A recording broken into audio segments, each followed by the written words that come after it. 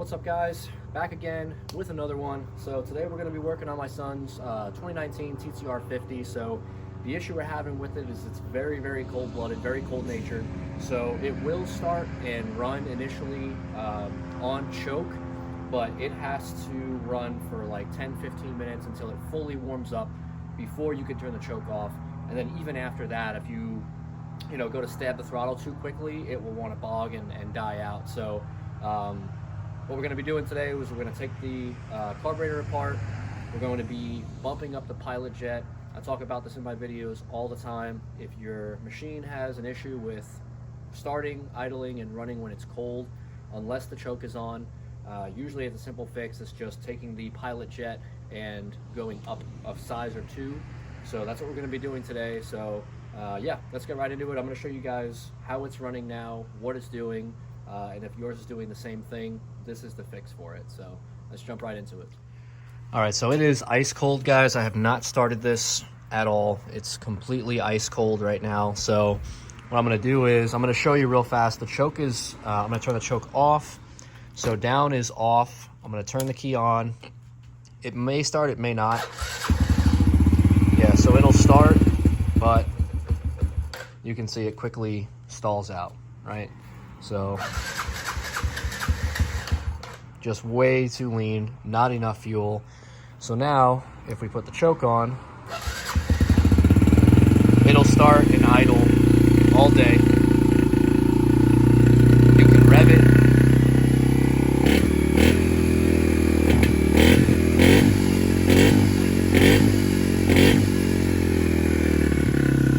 And it has to sit like this for probably, like I said, about 10 minutes. Then, you can go ahead and ride it with the choke on, and then after about 15 minutes or so, you can turn the choke off, and once it's fully warm, it's usually fine. But turn the choke off, and you'll see it'll slowly start to die. Stalls right out. So this is frustrating because, my 6-year-old son, he just wants to ride, right? Just like any of our kids. And, for me, it's a pain to have to tell him, all right, we'll put it in neutral, turn the choke on. It's a nightmare. So, yeah, let's get taking this bike apart. It's kind of a pain to get to this carb on this model. So we're going to have to take a good amount of the bike apart to get to it. So let's start doing that. All right, guys, so the first step, we're going to have to zip these 10mm bolts off from underneath the seat. Pick those up. And this is all you need to do to take the seat off. So we're just going to pop that off, give us a little bit more space. And then we're also going to have to pull these side panels off. So these are just some pop clips right here with some Phillips head screws. 2 screws up here, and then we've got 2 more Phillips screw heads down in there. All right, so we got the side plastics off. This one was actually broken, didn't realize that, but you've got 2 10mm nuts right there, one on each side there, and then there's this tank strap here that has to come off. All right, so I went ahead and just pulled the fuel tank off. I took the fuel line off of the carburetor, so just give us some more space. Also, what I'm going to do now is I'm going to drain the float bowl. So this way, when I pull the carb off and I pull the float bowl off, it doesn't make a mess everywhere. So what I usually do is just put like a cap or something where the overflow is. This little hose at the bottom of the carb. And then all you do is just simply open this bottom screw, and then you'll see the fuel start to drain into the cap there. If I can get it to go.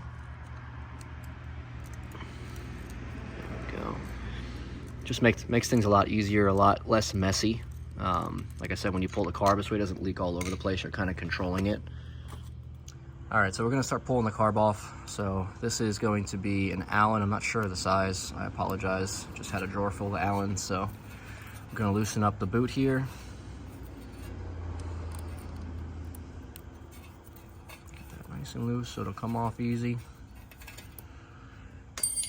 And then now we're going to loosen up these. Come completely out. I think this is a 3/16 hex.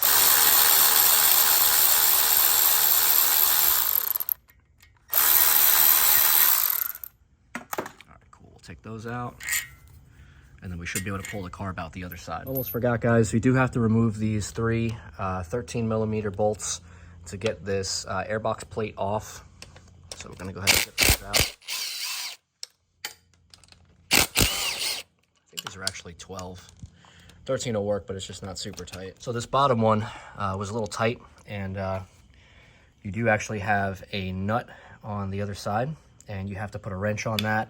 Again, this is 12mm, so we're gonna have to break both of those free to get this bolt out. But basically, the bolt goes straight through. It's part of the motor mount, and once that comes out, then we can go ahead and remove this this whole plate out of the way. All right, so now we're gonna pull the carb out this side. Be careful, you got this plate here in between the manifold and the carb that's going to come out. Ooh, ooh, ooh, ooh. Don't rip that. Don't want to rip that. To push that back in there. It's no big deal. Just got to be careful. I'm going to pull these two wires off as well. This way we can get the carb almost completely out. All right, here she comes. Just got to get it off the intake boot. There we go. It's kind of a pain. Still not a lot of room, even with all this stuff loosened up, but you can get it out. It's just, it's tight. There's so much crap in the way. Come on now. There we go. All right, cool. So now we can go ahead and we can turn the carb sideways, get to these 4 screws to take the carb bowl off, and then this way we can access the pilot jet.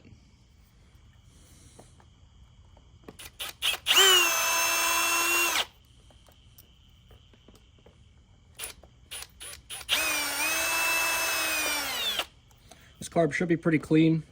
The previous owner said he only ran non-ethanol. So I still think that pilot is probably a little bit clogged on top of being too small from the factory. But we'll see once we get in there. All right. Yeah, you can see, nice and clean. See, that's the difference between running ethanol gas and non-ethanol. Look at how clean that carb is. And he said it had been sitting too. Night and day difference. Definitely recommend the non-ethanol gas for sure.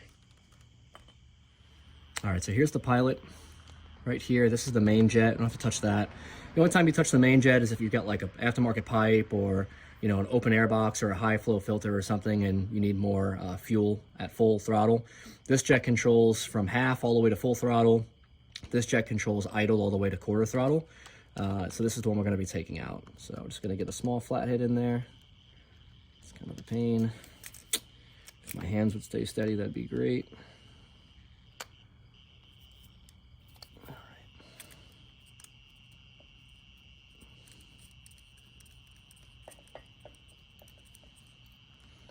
All right, so here's the pilot jet, and stock is a 12.5, which is what's in there. I don't know if you guys can see that. Really small print on there, but you should be able to see where it says 12.5. And let's look through it and let's see if it's clogged. All right, so here's the old jet like I just showed you guys. So actually it wasn't clogged. So literally we're just fighting a lean condition because this pilot jet is too small from the factory. This is a 17.5. So we're going up from a 12.5 to a 17.5. This was not clogged at all. So this I know is going to work fine because I just put one in another TTR 50 that I just worked on, and it would start up immediately without having any choke. So let's go ahead and get this put in, and it's just going to be reassembling in reverse order. So I'm going to throw everything back together, and then we'll go ahead and start it and see how she runs. All right, so what I usually like to do, guys, is before I put everything back together, just like to kind of get fuel in the carb and put everything to where at least the bike will run before we put it all back together in case we have any problems. We don't have to take everything back apart again. So that's what I'm going to do. So got the fuel hooked up, the carb is on, everything's tightened up, so it should start. So let's see. I haven't started it yet. Let's give it a little shake, make sure we got fuel in the carb. Let's kick it on. You can see the choke is off. Let's go ahead and see how she starts. Look at that. No choke. We may have to adjust the carb a little bit because now we have more fuel on idle. So we may have to adjust the fuel screw. Actually, there is no adjustment on this one. Okay, we may just have to adjust the idle then. I think there is a screw behind that plate. You just have to drill it out. The idle adjustment is right there, so we may just have to adjust the idle a little bit. Let's try that and see if that helps. All right, so we're still having some hanging idle issues. So underneath this plug here, some may have that plug out already, but we're gonna have to drill that out because underneath there is the fuel screw, and we're gonna have to adjust that just so that we can get it to idle correctly and start correctly when it's cold. So this is basically just kind of fine tuning that pilot jet that we just put in. So I'm gonna take a drill bit and carefully drill that plug out, and that should reveal the fuel screw. All right guys, so I went ahead and drilled that plug out. Used a 3/16 drill bit. I'm gonna see if I can get you in here a little bit so you can see if this camera will focus. Yeah, so you see in there now is a flathead screw. So what we're gonna do is that screw is turned all the way shut right now. So what I'm gonna do is I'm gonna put the gas tank back on, and we're gonna go ahead and start the bike. And what we're gonna do is we're just gonna turn that screw out a half a turn at a time until we get it to idle and rev up and come back down to idle correctly. All right, so we got the gas tank back on. The fuel line is hooked back up. So let's go ahead and turn this on now. Again, the choke is off. And then, like I said, we're just going to turn that screw out until we get it to idle the way we want to.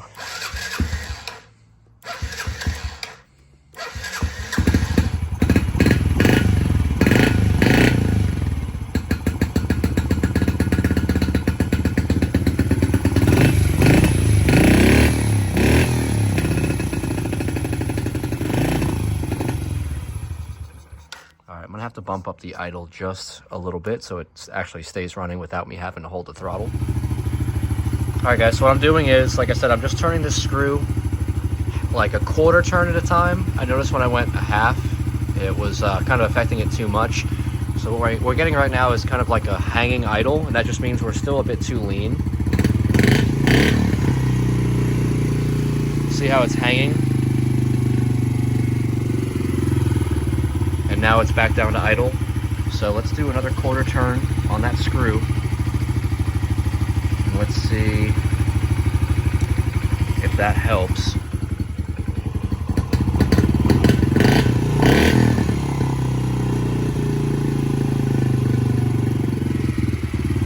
It's getting better. Bump the idle up just a little bit. And then we're gonna turn this out a little bit more.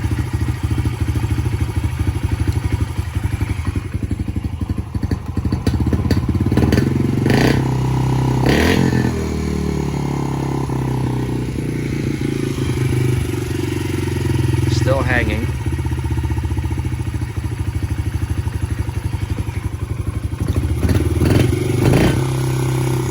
Alright guys, so I think I finally got it where I want it. I'm probably like, I had to turn it back in a little bit. I was starting to go too far the other way. But I probably have it about a turn and a half, maybe 2 turns out on that screw. And now I have the idle set right, so now you can see the idle doesn't hang anymore. So what I'm going to do before we put it all back together is I'm going to let it get cold and then try to start it again and see how it runs when it's ice cold. See if I have to use the choke at all or add throttle or what, and we'll go from there. Alright guys, so the bike's been sitting for about 45 minutes now, so it's a little chilly outside too, so it has had time to cool down. Like, the motor's still a tad warm to the touch, but you know, even still at this point with the previous stock jetting, I would have had to use the choke again for it to start and run. So the choke is completely off. I have it pushed down, so let's see how it starts and runs. So as soon as you touch the button now, immediately, again, choke is completely off.